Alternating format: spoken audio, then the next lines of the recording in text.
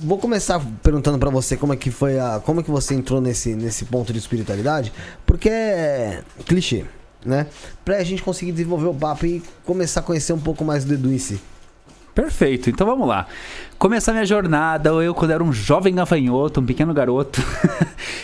Minha jornada dentro da espiritualidade, ela começou quando eu tinha 12 anos de idade.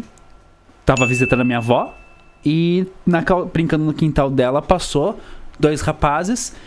Quer ouvir um pouco sobre a Bíblia? Falei, fala aí. Aí eu tô lá, eles começaram a explicar, tal, foi interessante. Falei, legal, nossa, nunca tinha ouvido falar, pois é, tal. Então, gostaria de ter um estudo bíblico domiciliar gratuito? Falei, tá. É de graça, né? E aí eu comecei, cara, a frequentar as testemunhas de Jeová. Foi nesse período, com 12 anos de idade. Então, minha primeira vivência com espiritualidade foi dentro do ambiente cristão, das testemunhas de Jeová, que é um pouco bastante diferente de várias outras vertentes do cristianismo.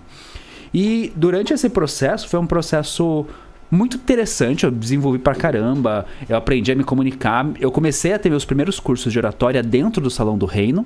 Então, se hoje eu tenho uma comunidade boa de oratória, começou lá atrás. Pô, eu acho que eu não tenho uma boa oratória, porque quando eu tinha 12 anos, o testemunho de Jeová bateu lá em casa, quando eu tava entrando com um saco de pão. E eu falei pra eles, espera aí que eu já volto. E não voltou. E não voltei nunca mais. Acontece. Eu sei porque eu pregava de casa em casa. Eu era essa pessoa. Hoje eu chego e falo assim, gostaria de ouvir a palavra de Bafomé? Mas antigamente era a palavra de Jeová. A gente chama de Bafofinho. Então, assim, eu tive essa vivência dentro desse processo. E a minha grande crise correu ali perto dos 18 anos, porque dentro de um ambiente bastante repressor, que é o cristianismo, e ainda mais as testemunhas de Jeová, é um ambiente bastante fechado, e eu sou um homem gay, e eu tive por toda uma crise que me levou à depressão e a tentar tirar minha própria vida. Eu cheguei nesse nível, quando não deu certo, né? Eu cresci então e deu certo, e hoje eu tô há tantos anos no cemitério da Consolação. Né? E desaparece aqui em fade. E eu tive um momento de ruptura ali. A espiritualidade quebrou naquele momento. E nesse porque é um questionamento interno, externo e era a única visão de fé que eu tinha. Então eu por muito tempo chorei, pedi uma mudança pra deixar de ser gay e não aconteceu, e eu sofrendo e me sentindo pecador, me sentindo sujo, ao ponto que eu falei assim, o único caminho de sumir com essa dor é acabar com tudo. Foi no momento em que não deu certo, quando eu me recuperei, que virou uma chavinha, e eu falei, ok, comecei a não acreditar em nada, suspendeu, sabe? Eu não duvidava, mas também não acreditava, suspendeu. Eu entrei num lugar neutro, num lugar vazio. Comecei a trabalhar com teatro, então a minha oratória também vem desse local. E dentro da companhia de teatro, um dia um colega convidou eu para visitar um terreiro de Umbanda.